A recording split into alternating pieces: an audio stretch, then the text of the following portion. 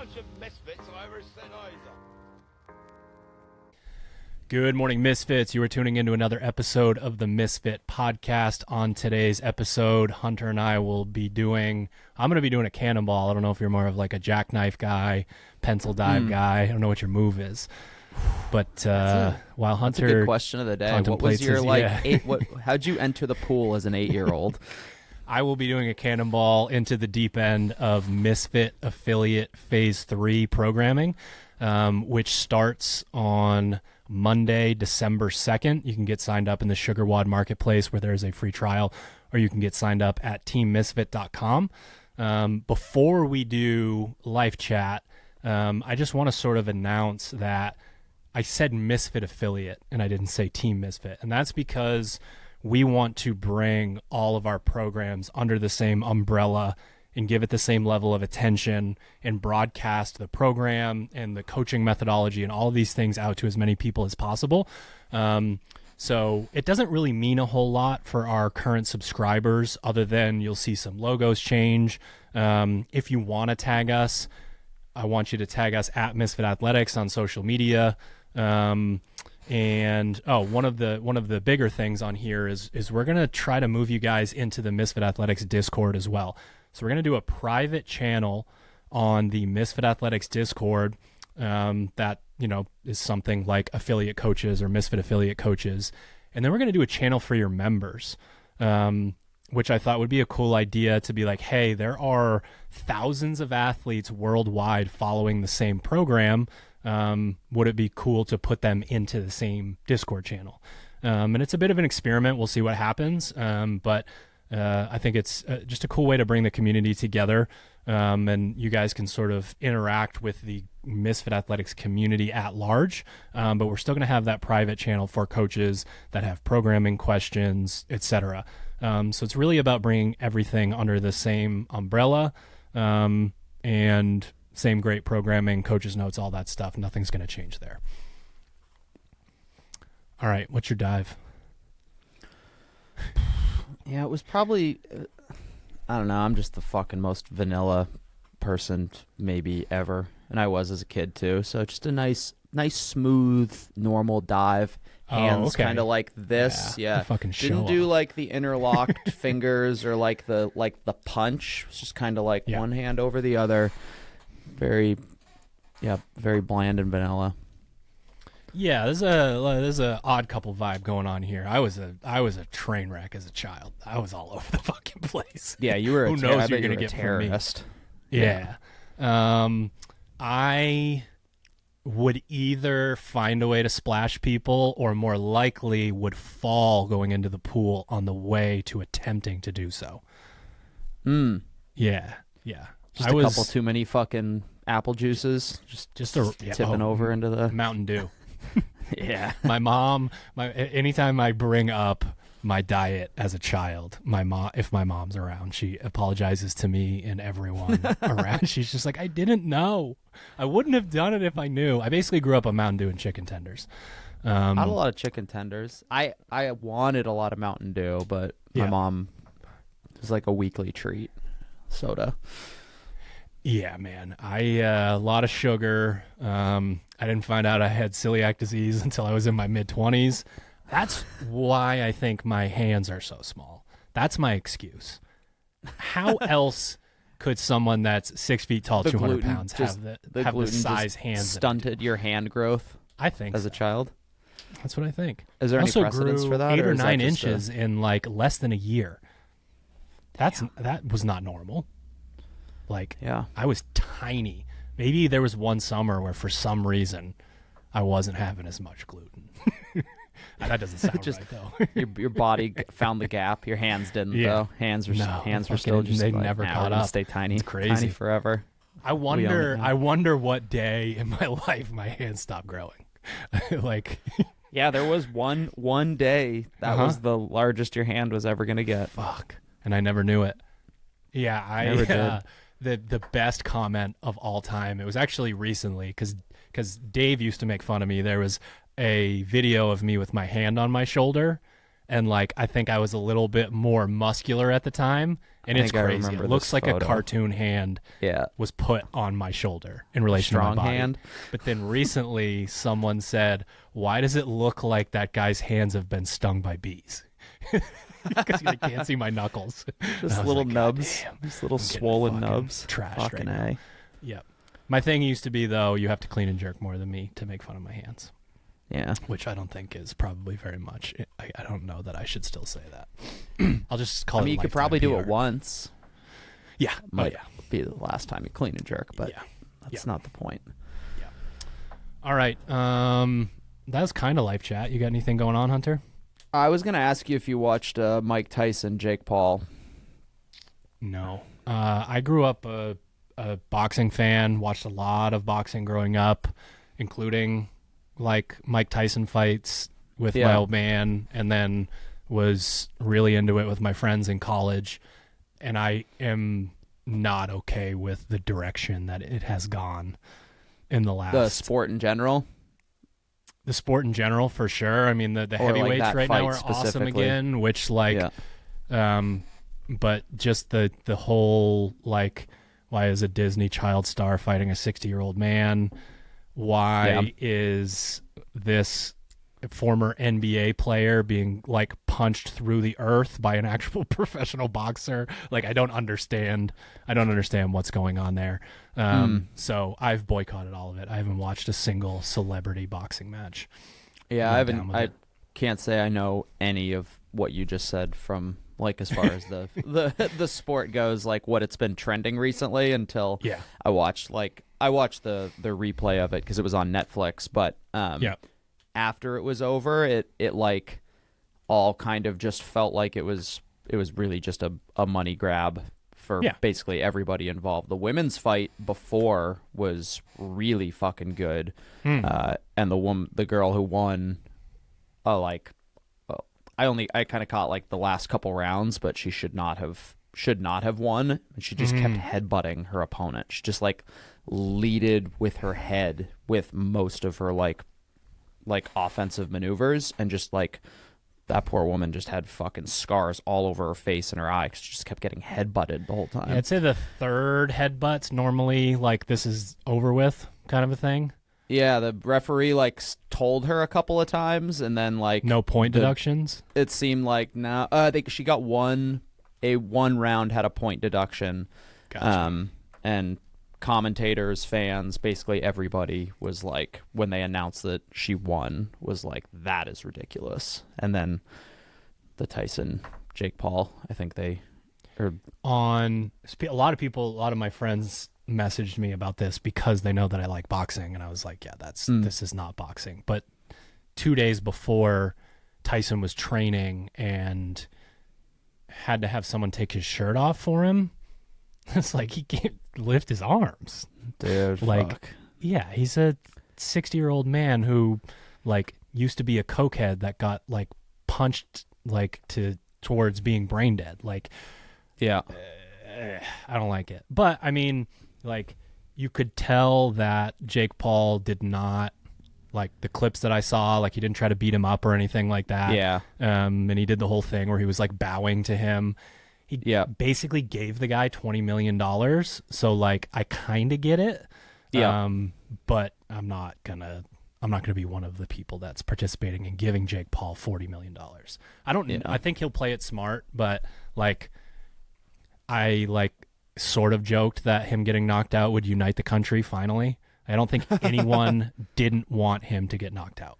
Yeah. I think every single person wanted to see him like flat on his back. So maybe one day we'll see that. Maybe him and Connor will fight and Connor will knock him out or something. But that would be sick. Yeah, it was it wasn't super entertaining. It was cool to see Mike Tyson in the ring. Like they blew that up and people were like very excited that that was a thing. And he actually like for the first couple rounds like moved pretty quickly. Like you don't really kind of notice that as like a kid or like when you're watching like how quickly these guys like move, especially boxers, but he still moved super quick. That was about it, given that he's 60 years old, but also given that he's 60 years old, Sure. he was moving. Yeah. So I mean, hell, he was the most powerful puncher to ever live. Give him a little androgen, he's probably going to be able to throw a couple of punches for a round or two, right?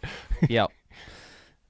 Yeah, I know people have seen the clips, but watching him during his heyday before it all came tumbling down was, oh my God, something to behold. Yeah, it because actually he was made so me want small to. looking in the ring. He was so small looking compared to the other heavyweights. It was crazy. He's It just didn't a make any fucking sense cylinder. that He's just a barrel. man could go fight this other man. And then the second the fight started, it's like a giant was terrified of this little guy. And then you found out why. Yeah, that was funny. Like- They showed the stats. Jake Paul's 6'2", maybe 6'1", 6'2", something like that. And they're both, and he's 5'10". They're both sitting at 228. I'm like, oh my Some God. of those heavyweights, dude, back in the day, just massive humans. Yeah. Tyson's this little dude, but he can knock your head off of your body, so you better stay away. Yep. All right. Yeah, that's all I got. Misfit Affiliate Phase 3. Oh, yeah. I don't know if you did this on purpose. You sent me the notes. Definitely. You put the creme de la creme at the top. You put the greatest sets and reps of the greatest movement of all time at the top. And I want to try to explain this in a way. We're going to use you as an example. Okay. So what would a heavy 5x5 be for you? Weight-wise. My 315, 335. Yeah, just a 315. Challenging. 315 is kind of my metric for any given day. If I could go in and do 5x5 at 315 with I'm gonna need 4, maybe 5 minutes of rest. But if I can do that, I'm feeling pretty good about my current strength level. So I've done more, And but then that's probably a standard. 3x3. A good 3x3 day. What would the weight be there? 316. No. I started to type it because I'm on the calculator right now, and I'm like, wait a minute. That's not real. It's probably 355. Okay. Maybe 365 would be a very good day. Yeah. All right. So I want to use this as an example to talk about, at the affiliate level, one thing that we've come around to, and we actually had a coaches meeting the other day where we were talking about this, is just less is more. A 5x5 back squat just is what it is, and it works the way that it works. And I think it's important for coaches to have a deeper understanding of things, but then not to overdo it in terms of the explanation of that thing. But sometimes you just have those more cerebral members or members of your coaching staff that you're trying to educate on this thing. And we did a podcast recently that actually hasn't come out yet, probably come out next week, where we talked about how to get stronger. And one of the things that we got into was neuromuscular adaptation versus, going in and actually getting more jacked. So when we look at the numbers for hunters 3x3, 3x3 is a very, very good neuromuscular, I am going to get myself closer to a higher 1 rep max. I'm going to get faster. I'm going to light up my central nervous system. But Hunter would be lifting 3,195 pounds in that 3x3 session. Now, we go to the 5x5, and it's 7,875 pounds. But 5x5 can be done at the kind of weight where you get neuromuscular adaptation. But you're also not going to not get better at lifting the weight more consistently for more reps, which translates to CrossFit when you're lifting 8,000 pounds. You know what I mean? So it's this beautiful Venn diagram of I can get bigger muscles, I can get my 1 rep max to go up, and I can have some real transfer over to the world that we're normally in of couplets and triplets. Yeah, I think it's the 5x5 is the GPP of a traditional lifting session. It's and specifically when it comes to the slow lifts, the deadlift, that might look more like a 3x5. But 5x5, especially with the back squat, I think that really blends what you're saying, kind of the top end strength type thing, but for CrossFitters too, and especially at the affiliate level, a 3x3 requires a certain level of skill, I think, as well. As far as like how to execute that, you need to, and there's way less room for error with heavier loading and Sure. that sort of loading and the that small. Or you don't rep go scheme. heavy and then like that. Yeah, that and you 3,000 number need becomes a 3x3 2,000. for someone, especially kind of without the knowledge. It's like maybe the first set's too easy, and then you only get it's almost like finding a training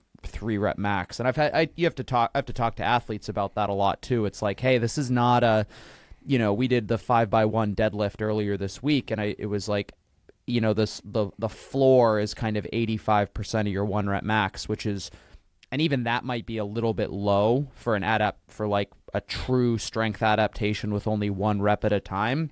And the messaging is like, hey guys, you can't do your first set's kind of easy, the second set's a little bit heavier, and then you find your groove by the time it's set 3, and now we're doing 3x1 essentially. And it's the same thing with the a really heavy lifting session or a 5x5 where it's like, hey, we want all 5 of these sets to slot into a similar kind of difficulty level. There might be a little bit of deviation from set to set, but like we want, if you want the most bang for your buck, like we want 5 pretty challenging sets. And we even talked a little bit about the strength thing as far as like that kind of ideal percentage that blends speed with good positioning for the purpose of strength development. And for the most part, a 5x5 session can really do that for you. So I'm going to put you on the spot a little bit. What is the narrative to the class?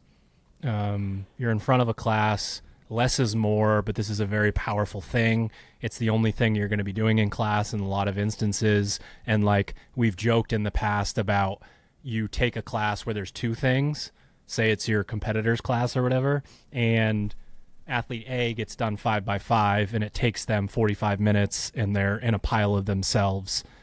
And athlete B does what look like air squats and takes 90 seconds of rest in between and wants to know what everyone's complaining about and is ready for the Metcon.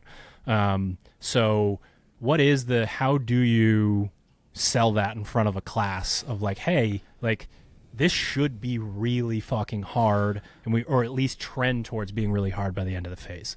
Are you specifically the back squat, or kind of more just a general heavy day where it's the only thing? Like coaches are listening to this podcast and it's like, don't bore them to death, but like, sell me on this. Why is this so magical? It's 5 sets of 5. Yeah, I mean, I like to communicate. I mean, one, I think our members now have a good understanding of why we do just the one piece when it comes to a heavy day. And I think the communication is like, hey, all 5 of these sets, especially once, week 1 is a test and then a little bit of a couple additional sets of 5 just to get some volume. But week 2, when we do that first 5x5, it's like, I sometimes I'll communicate as far as like how each rep should feel. It's like rep 1, you feel like a god. Rep 2, it's like we're still in it. Rep 3 is where things start to get challenging.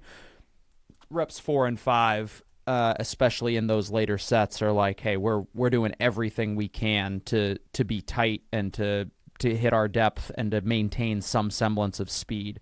If you're up and down super fast, you're just not going to get the adaptation that we want. Then the other side of it is like, hey, if you're ready to go for your next set 2 minutes later, that's a good litmus test for that first set was not heavy enough. And newer athletes are going to have to experiment a little bit and kind of find what that heavy set truly is. But the narrative is like, this should be like, you should be sore. Like you are going to feel beat up after this session. And it also happens to be like arguably the best thing that we do all year to purely build like foundational strength. Yeah, absolutely. It's the only time of year that if you've been following for a little while, you'll find that, this phase in 1 week, it's deadlift, and that's just a lifting session. It's just the only thing you do in class. The next week, you're going to see the deadlift in a Metcon. And we're going to go back and forth like that, and you will get a different lift in that heavy day spot. Maybe you'll split jerk really heavy in a session, whatever.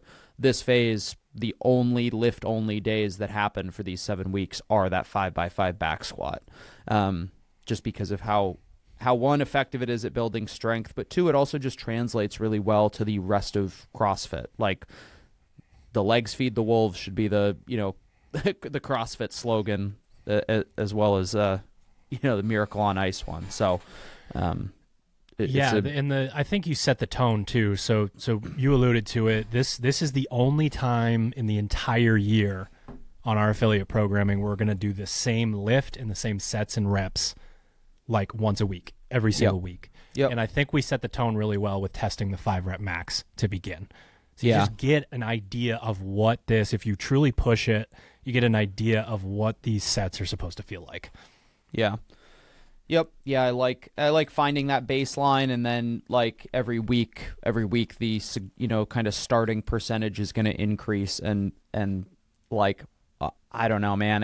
You can speak to it too. Like, if there's no easy week in that 5x5. The first week it feels, it's obviously the lightest it's going to be, but it's still fucking hard. You're not conditioned for it. Yeah. You're still going to be a little bit sore.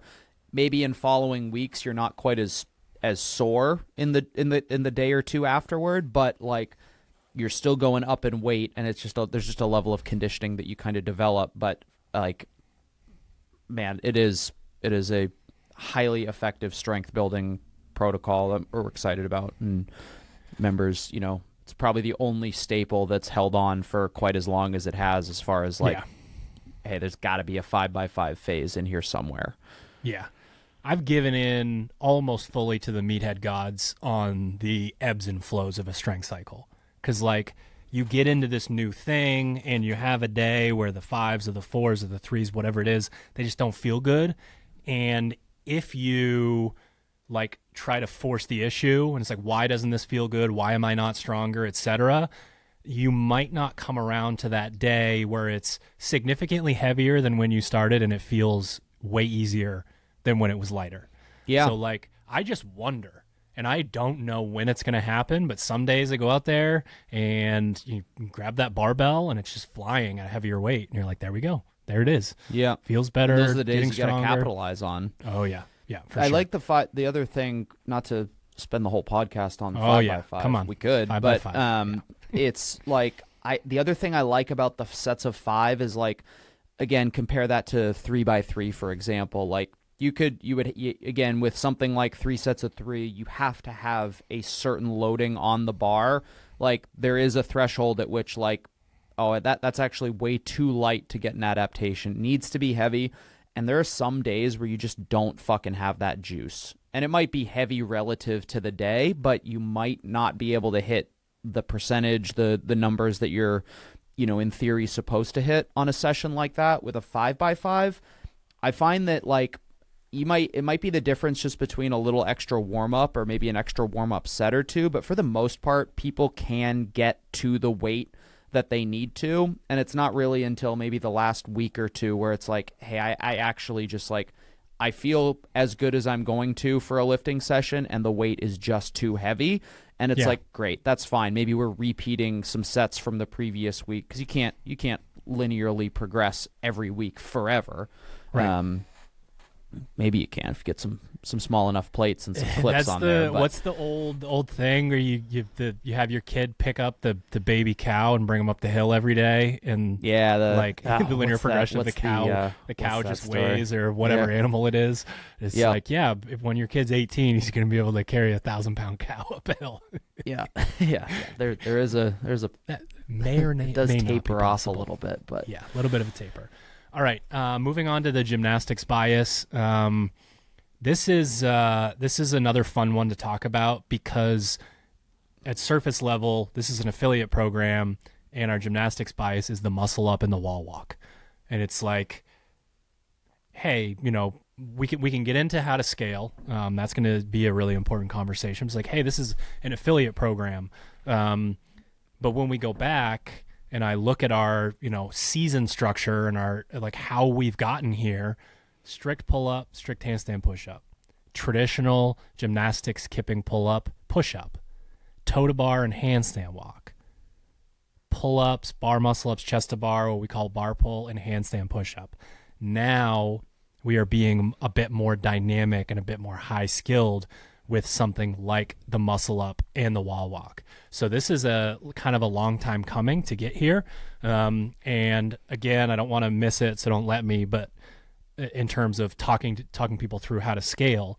But it's cool to take athletes through that world and to understand how to control their body, develop the strength, develop the body awareness, if you're really taking the time to do like the skill warm-ups and all that stuff. So it's fun for me as an observer out on the floor to arrive at this point after our athletes have done so much work to get there.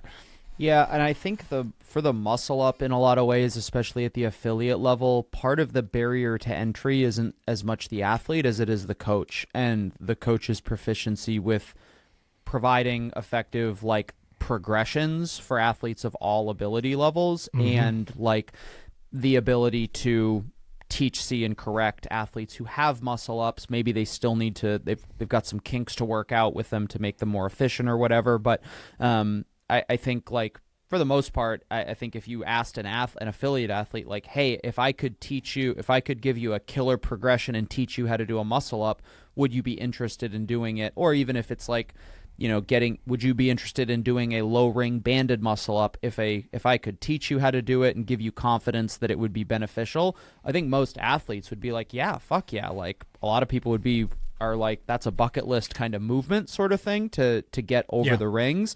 For other athletes, they're like, yeah, if I can get a similar feel as far as like this kind of high skill movement, then absolutely. And I think that's where the rubber meets the road, is the coach having the ability to teach a wide variety of skill levels within one class. I think that's where maybe part of the reason you don't see it at the affiliate level quite as often. And to be clear, we're not like, muscle ups aren't in the program weekly. Like it's actually not all that frequently that they're in there. It's not because they're not useful. It's just like, I'm gonna give you more wall balls than I am muscle ups, just because of what we're after from a fitness perspective. But I think a lot of that has to do with the barrier to entry from a coaching perspective than it does from like an athlete's desire to progress toward a muscle up. Yeah, I agree. My progression personally as a coach has gone from like you really had to be good at observing human movement within CrossFit itself at first, because a lot of stuff was not necessarily new, but the way that we did it was new because we were asking for maybe a higher amount of sets and or reps with your heart rate at God knows what, right? So It's just a totally different world, and we're not being judged on how pretty this is. It's, can you get from point A to point B, get the work done, that sort of thing. So that was where everything started. But then when you're working with someone, to have those progressions that you talked about so that we can identify where it goes wrong and have them back up a step to prove to themselves, I've got checkpoint 1 and 2 and 3 and 4, and 5 is the one that's off. So let's clean up 1, 2, 3, 4, make sure those feel good, and know exactly what we need to do next. To be able to identify ways to do that and then ways to actually communicate that to an athlete, I think is incredibly important. So like, it's not always the easiest thing in the world to be out there as a coach when you're trying to teach, see, correct, all the way around the room and grab your iPhone and be like, hey, we're going to video this and we're going to sort of check in on your positions and all of that. So you need to have those progressions down pat to be able to teach them to a group. Like, we got to be able to go through these as a group, and it's like, hey, if this feels off, we're going to back up here. And it's just a totally different world, and I think a more elevated progression than, like, I don't think it's very hard for me to fix your muscle up if I'm your remote coach and we get to work on it all the time. I think it's incredible when an affiliate coach can deliver that information and progression and thought process to a group while they're herding cats and dealing with all that. Yeah. Yeah, and I think the one technique that I would suggest coaches, use or experiment with is you've probably heard the drop the kids off at the bus type progression where we start with something easy. The nice thing is too is it builds in scaling options for those athletes. So if you have a 3 or 4 step progression where 100% of the class can do step 1, 80% of the class can do step 2, 70 can do step 3, and then we're down to, once we get to the actual rings, it's only 10 or 20% of the class, but you have effectively provided everybody up to that point with something useful. We've got rings that are suspended from the pull-up bands that 100% of all members can do, and it also happens to be it's good for athletes who are maybe on the more deconditioned side because they're still getting a pull and a push. And for athletes who have muscle ups, like if you're taking athletes who are proficient with muscle ups through this progression, you're also warming them up really, really well and are able to check in with like some positions in a less dynamic setting before they hop up onto the rings and sling themselves over it. So having a progression with 3 to 5 steps in it, it can be really useful for basically everybody, whether it's somebody who's in no danger of getting over the rings all the way to somebody who's like, pushes sets of 5 or 7 or even 10 at the affiliate level. It's also important to me whenever I get the opportunity to let athletes know that no one is too good for those progressions, because again, 100%. Who knows what we're going to be asking for and what state you're going to be in. Like, honestly, I'm not even being facetious. Like, good for you that you've gotten to the point where during a warm-up you can show off with 3 or 4 muscle-ups. That's awesome. But we all know what happens in so many instances when we ask you to row and do muscle-ups, like that sort of thing. And at training camps, you'll see, like I take everyone through, like, the type of, like, muscle-up or toe-to-bar or butterfly pull-up progression and warm-up that I would to a CrossFit beginner, because the fundamentals are so incredibly important for skill transfer. And you see the eyes roll, you see someone half-ass one of them, and normally I can point across the room and say, Caroline Spencer, multiple-time CrossFit Games athlete, stood on podiums at semifinals. She does this as a warm-up to remind herself to do X, Y, and Z. So, like, she's muscle endurance, one of the best in the entire world at it. One of the reasons is because she's not too good for this type of progression. So when you are working through these types of things in your class, that teach, see, correct, that applies across the board. It's not just like you've dropped these people off and now, like, your better athletes are off in the corner doing their own thing. I guarantee that, like, you can work with them and help them fix that. Yep. The wall walk. I want to credit the great Evan Chatmas for me figuring out how to help people at the affiliate level with their wall walks. I'm going to tell a little story. Evans T-spine. I'm going to tell a little story, and I think a lot of listeners have either heard it before or witnessed it before. So you're doing your wall walks, maybe 1 or 2 feel fantastic, and then you get to a point where your wall walk gets you, for some reason, 6 inches away from the tape. And it's like, well, I'm done. And then you have to do 1 inch with the left arm, 1 inch with the right arm, 1 inch with the left arm, and you shimmy your way to the wall. And it's like, this shouldn't be that hard. Finishing a handstand, getting into my nose and toes, whatever, should not be this challenging. And then you're really in trouble. That little shimmy work at the end will fry anybody. Like, mid to upper back lights up, shoulders light up. Like, it's not fun. No one likes it. Yeah. Now, the way that I like to teach this is to get athletes into, like, a top of push-up plank and have them move their arm around. Reach forward, reach to the side, reach back. And just talk them through, like, when my arms are perpendicular to my body, a lot of access to range of motion. Like, I can move my arm around. And as I'm working my way up the wall, if I can get really good at using the access when I have it, when I'm not fully overhead or close to fully overhead, then we can get into the situation where you can teach almost all the people in your class to do the 3, 4, or 5 step version of the wall walk, where they're really sweeping and go out around if you need to, but they're really moving the hands back. And then over the course of the phase, there are going to be a bunch of opportunities to practice this outside of a conditioning piece, and then it's going to be put back into a conditioning piece. And that's how we can check in on the movement. Hey, how are the steps going? Are we still nailing them every time you go to do one? It's 4 steps in, 4 steps out, that sort of deal. And then, okay, they're under fatigue. I got half of them done the right way or 3/4 of them done the right way.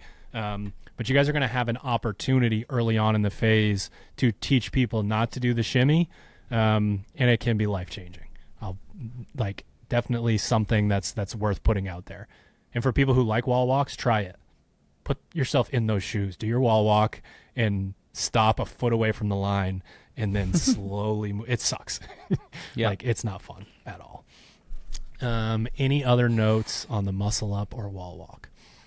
No, I think it's just kind of remember for coaches, hey, we're always going to provide a scaling option for that sort of thing. I understand that there are plenty of affiliates out there who don't, who maybe they have 0 athletes with ring muscle ups, and that's not to say that we want that athlete progressing toward it, okay? Just as a representation of attaining more fitness, more skills, more that skill acquisition is a valuable aspect of the training that we do. Whether it's maybe it's a coordination thing that's preventing an athlete from getting up and over the rings, or any gymnastics always provide an avenue for a coach to talk to an athlete about things like mobility, about things like nutrition. That's a huge one. It's you want to get over the rings. It's you absolutely can.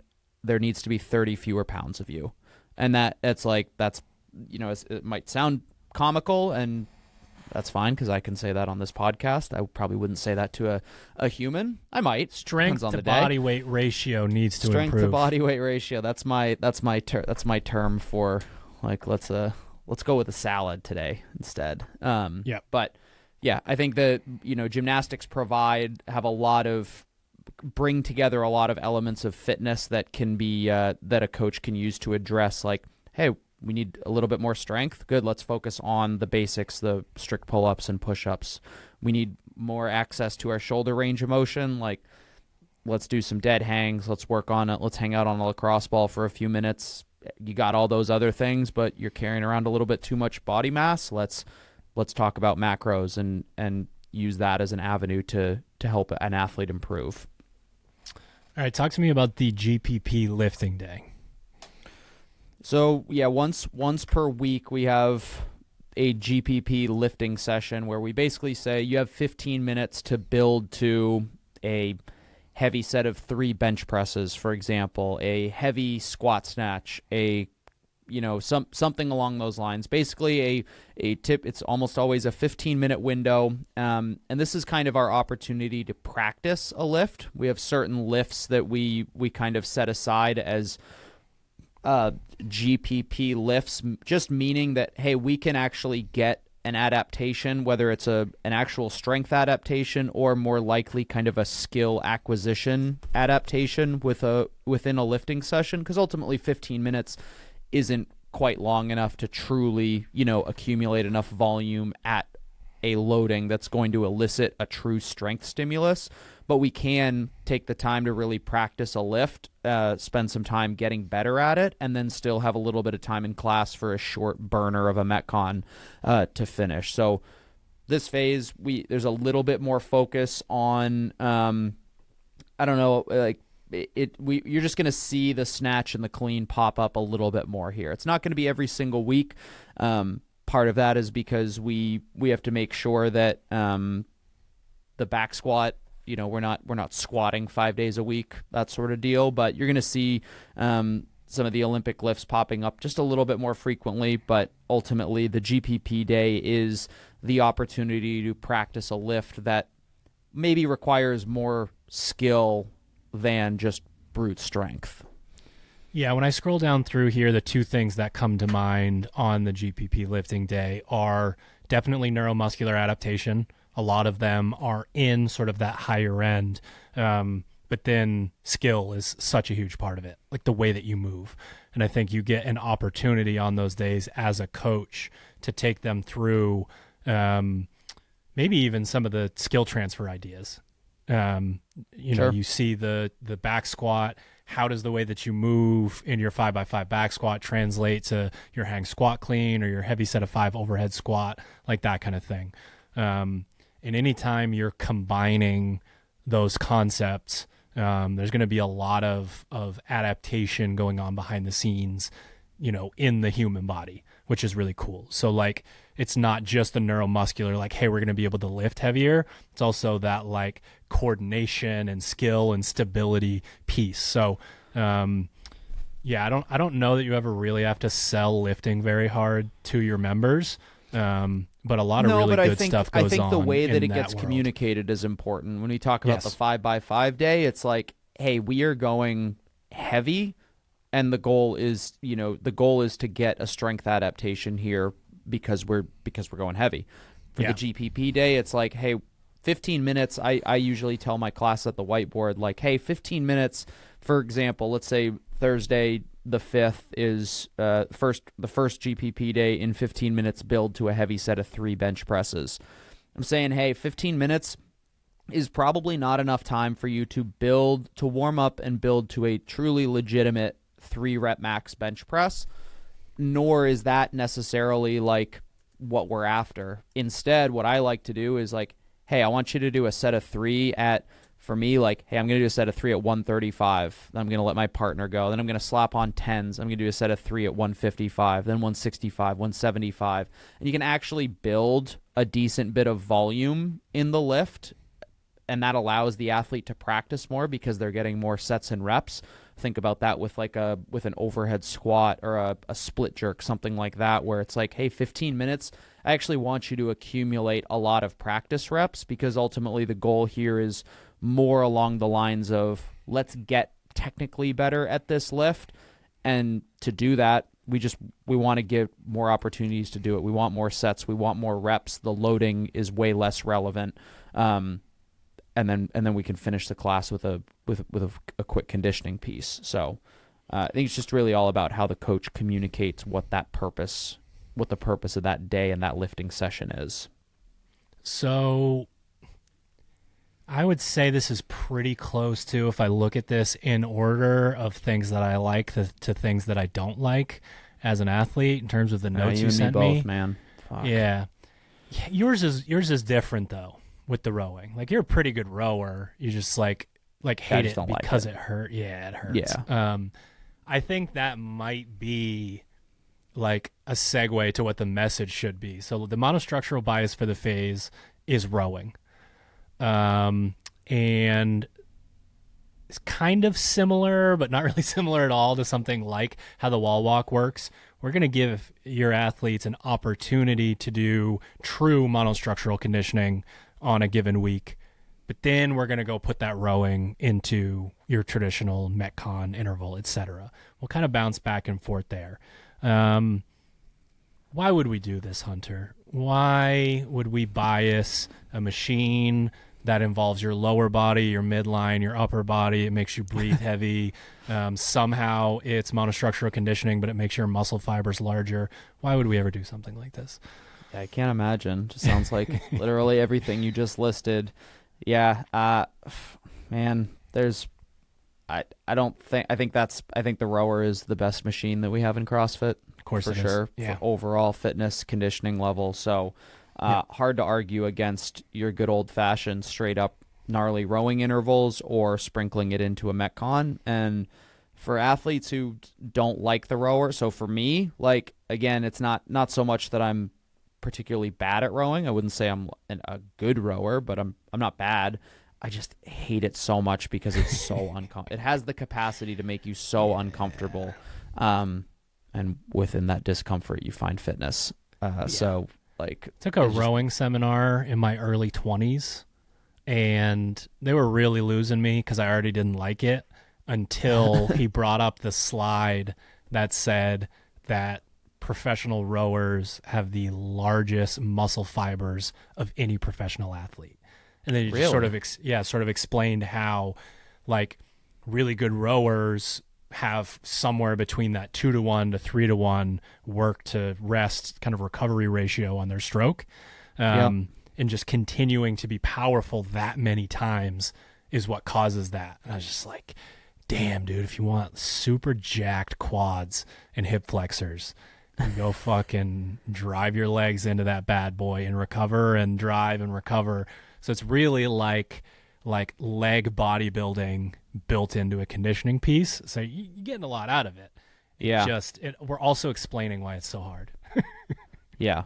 What you use like 80% of your body's musculature to row, something wild like that. Yeah.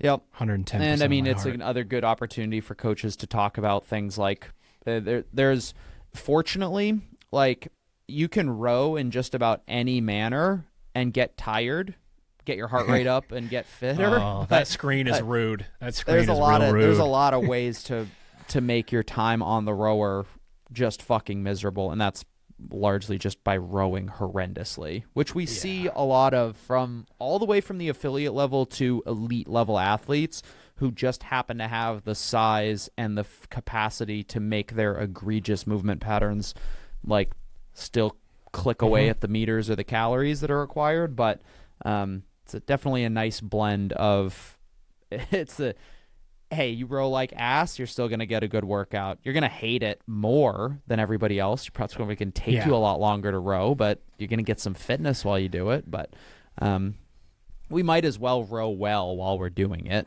Might as well, yes. Might as well give that a go. One of my narratives at camp is like, man, if you're going for a run, if you're on the Echo bike, if you're on the C2 bike, like all these different things, there's going to be a really like strong correlation between your effort and your output. You sit on that fucking C2 rower and like, if you don't know what you're doing, like some of these athletes at the highest level are laying down the kind of fitness that should have them and like a 135 in a Metcon, and it says 142 and it's still faster than you. So you're like, that's a good rower.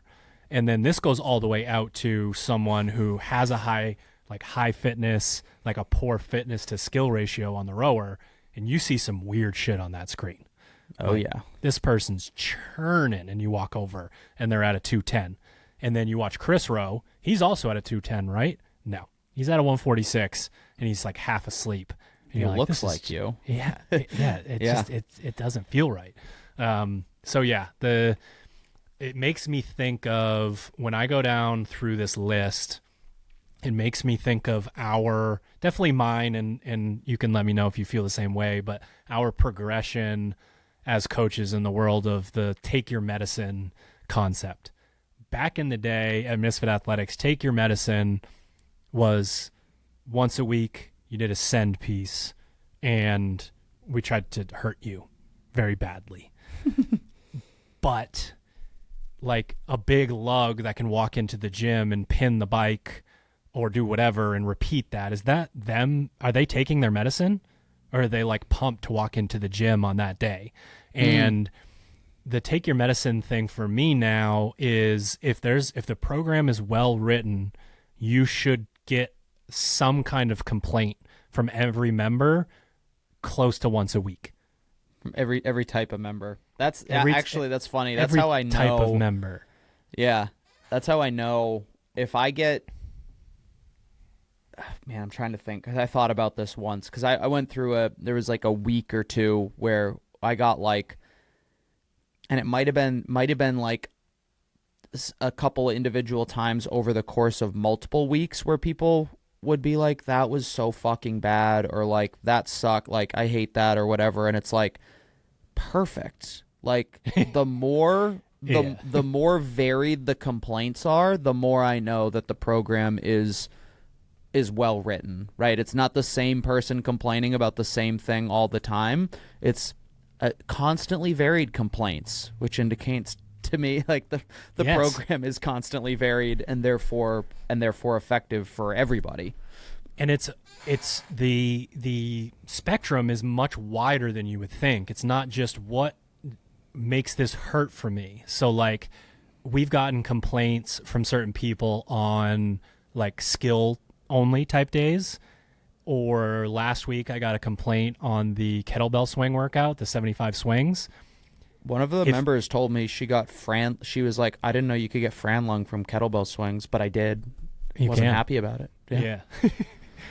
And for me, it's like some of the medicine is the opposite of what we thought it was to begin with. If everything looks like a nail, or if all you have is a hammer, everything looks like a nail, like that's not the whole spectrum of what we're trying to do within this gym, right?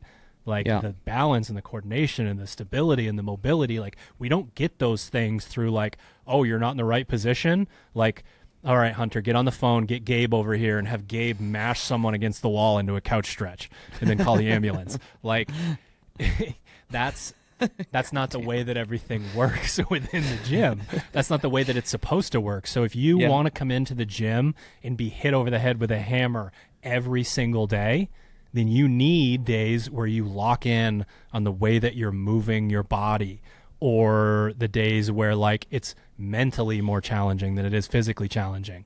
So I was looking at this list and it's like, I see a lot of medicine in different ways going through the programming for different people. And that to me has become a bit of a litmus test for like, is this the type of programming that we want to put out there, especially to the masses? Yeah. Yeah, for sure.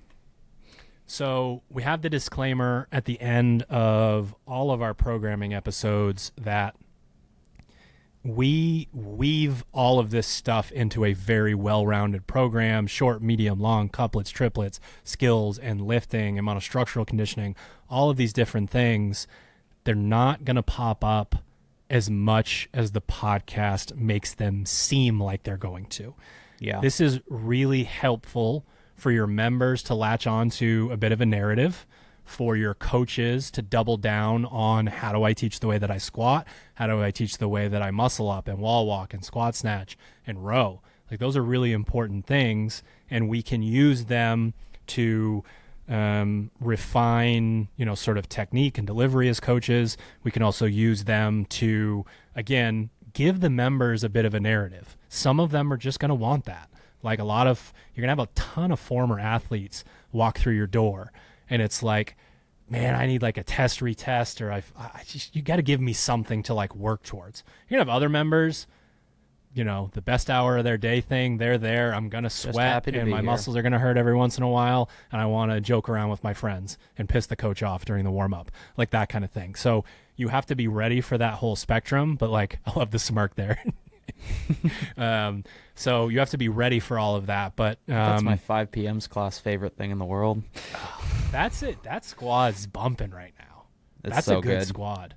And it's awesome fun squad. When a new community and group like that emerges when you've owned an affiliate for a long time. Like a lot of them are quote unquote newer members, not part of, the old guard or the sort of way back when crew. And when you see that take shape, that's when you know that you're kind of doing the right thing at the affiliate level. Yeah, for sure. That's the new 5 p.m. squad, and it's they're awesome. It's a great group out there.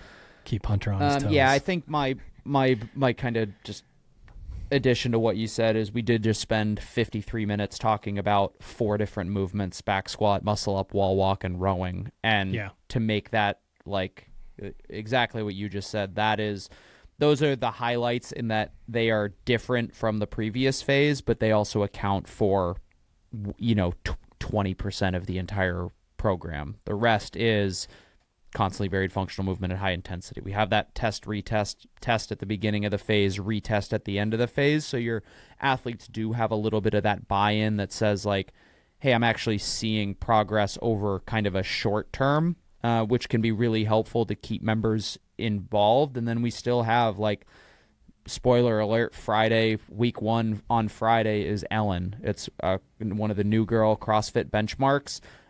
We sprinkle those in throughout the program, like every phase as well, because there is like, we do have that we want that long-term approach as well. I want the next time that you do Ellen, maybe it's not for another 2 or 3 years, or 1 to 3 years, whatever, but like then you can see kind of that long-term progress. We want to see Fran pop up so that you can see the progress from when you did Fran with a PVC pipe and jumping pull-ups in beginner's class to, holy shit, now I can do a 75-pound thruster and jump and maybe some gymnastics kipping pull-ups. So everything we talked about accounts for well under half of the programming. The rest of it is general physical preparedness and classic CrossFit, couplets, triplets, monostructural work, some heavy lifts, some fun, unique workouts. You got your 12 days of Christmas workout in this phase, because this phase also takes us through kind of the holiday season. So, we've got all kinds of fun stuff in there that we got a Friday the 13th in there, so that's always a treat. But the other 80% of the program is CrossFit. What you think it should be. Yeah, absolutely. Yeah. Before we do final thoughts, this is for anybody listening to this that wants to get started on Misfit Affiliate that hasn't already, a bit of a sales pitch. There are 2 really important add-ons to the program. So everything that we just talked about makes up your 1-hour classes that you're teaching throughout the day. If you have members who want more, that are looking to do better in the open, quarterfinals, semifinals, whatever it is, but still want to stay part of the community, not be siloed off into the open gym, only to eventually run themselves into the ground and forget why they started coming to your gym anyways. There's the competitor extra. And the reason I want to talk about this is mostly because it is so hard to piecemeal programs. Like when you're a remote coach and an athlete comes to you and says, I'm also doing X, it's like, great. You know what I mean? And if an athlete's trying to figure that out on their own and you don't want to share stuff in advance with them, it's a huge pain in the ass, and it's a deterrent to retention of your members and to the community. That's why we have a competitor extra. It's something that athletes can, if you have a buffer between classes, they can stay and do that thing. You can run a 90-minute competitors club, class, whatever, and add that thing in there. But we have that every single day. That's going to be an addition. And then we have something that has been a really powerful needle mover at our gym, which is the engine program. So you guys will also receive a supplemental program. How many days a week is that, Hunter? So 3 days a week. I've said it before. I'm going to keep saying it. I mean it. I don't like working out with the engine crew at Misfit Gym Portland because they're a little too fit.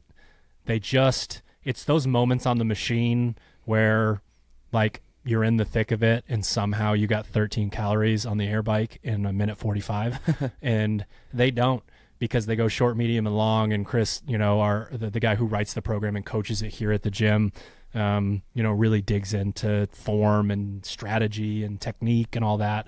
So that's another add-on that you're going to get there. It's really thoughtful, just like the hour-long class stuff. Really good coaches' notes there. So if you were looking for a sales pitch, the 1-hour class is the bread and butter, but we make sure that you are set up to get people better at monostructural conditioning and to add some extra stuff in as competitors. Yeah, and just as a little preview for the engine folks, I know we have a few affiliates who really, really love the engine program, follow it with their classes. They've got the first one of 3 days is jump rope skills, so you're going to see a whole bunch of different crossovers, double unders, single unders, basically like a little bit of a nod toward getting ready for the open with that jump rope. Day 2 is typically the kind of longer either mixed machine or in some cases monostructural day, but it's generally more aerobic, so a longer time spent on machines. And then day 3, Chris's personal, I think that's his favorite day to coach, is kind of just a CrossFit style engine class. So you'll still see, we still have the some of the implements like a sandbag or some dumbbells, but you're not going to see squat snatches. You're not going to see muscle ups. It's a I guess what you think of when you think engine.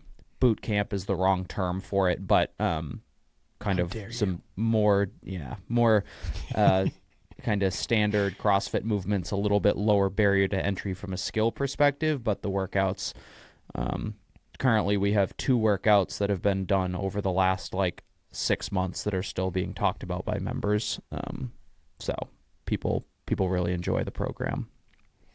All right, time for final thoughts. I'll kick it off just by saying that I've definitely become more and more involved in the last year or two with the affiliate programming, but I've always been I'm definitely the type that without even telling the people writing the programming, I'm going to go into that sheet and dissect every single thing that's put in there to sort of see where we're at.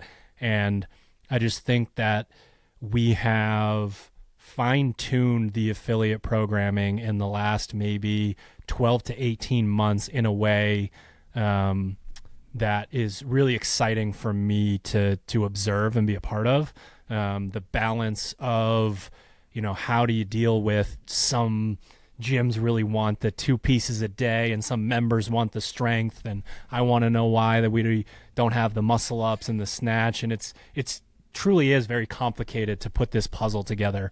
And we've put a lot more eggs into this basket, and I'm super proud of the team that writes the affiliate programming, because I think it's in its best iteration that it's ever been.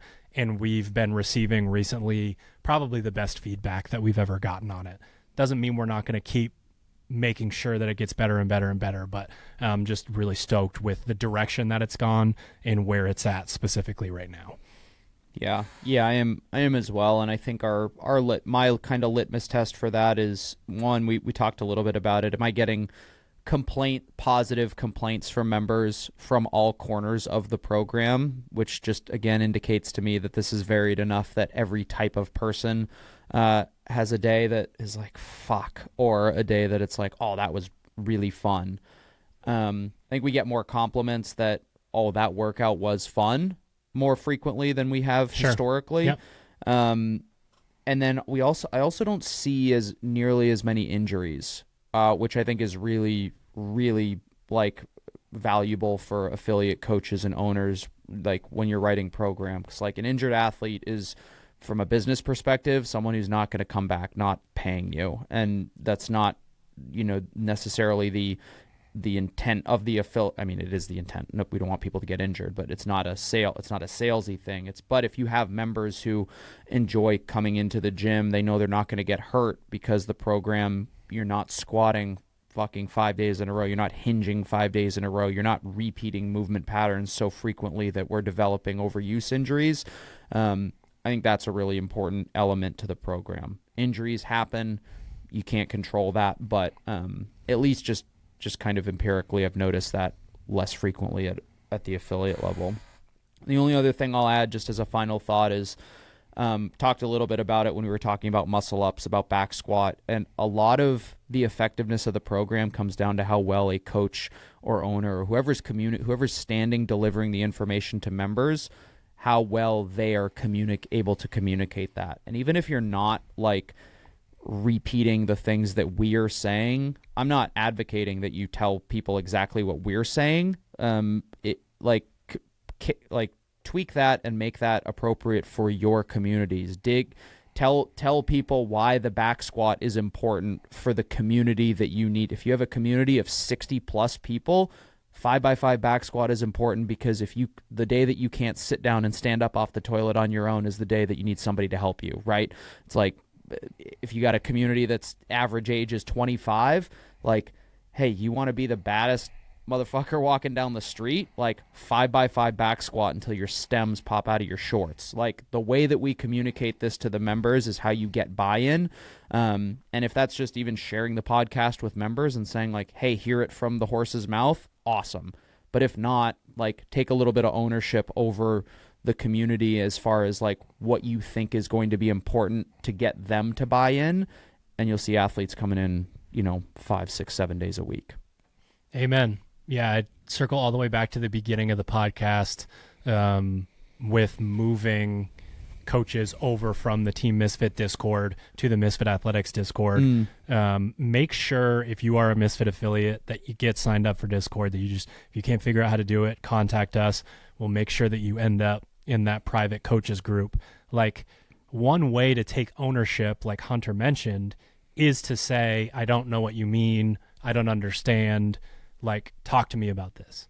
Like, I will walk out into the gym upon request and shoot a quick video explaining what we're talking about and go into the intricacies of what this is. Like, this is what I do. This is what I love. I enjoy talking shop. So, like, get in there. And if, again, your version of owning how to do a certain thing that we're saying that you need to know how to do is just hand up, I don't really know, help me, then, you know, I'm going to be all in on helping you figure out how to do that.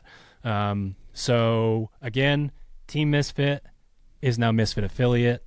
If you want to tag us, if you want to, you know, get a shout out for your members, get a video reposted, just at Misfit Athletics. Everything that you're going to see moving forward from us related to coaching and the affiliate will just be done on all Misfit Athletics platforms.